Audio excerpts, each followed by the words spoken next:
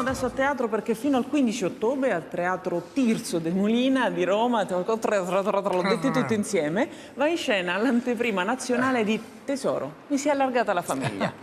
È una brillante commedia con protagonisti uno straordinario Gianfranco D'Angelo e un inedito Pietro Romano. È andata a cuore per noi dietro le quinte Margherita Basso, la regia è di Andrea Vincenzoni. Vediamo. Tirso de Molina, me l'ho detto. Puigdemont. Puigdemont. Signore e signori, buonasera!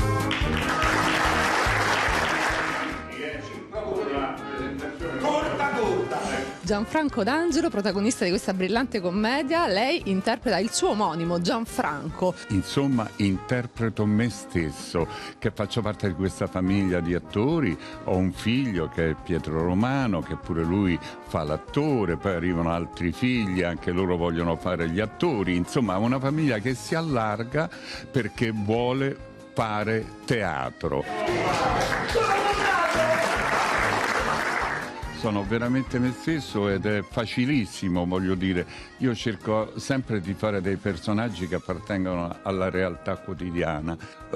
Cerco di far pensare un attimo in qualche cosa sui ricordi e poi soprattutto di divertire il pubblico, perché oggi come oggi ce n'è tanto bisogno di farsi una risata liberatoria.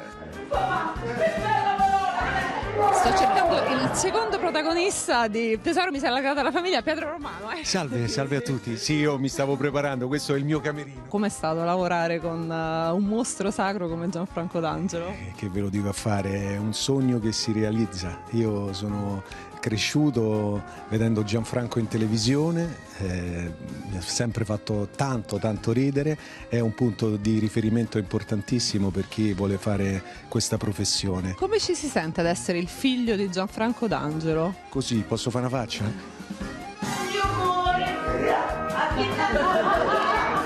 Com'è stato dirigere Gianfranco D'Angelo?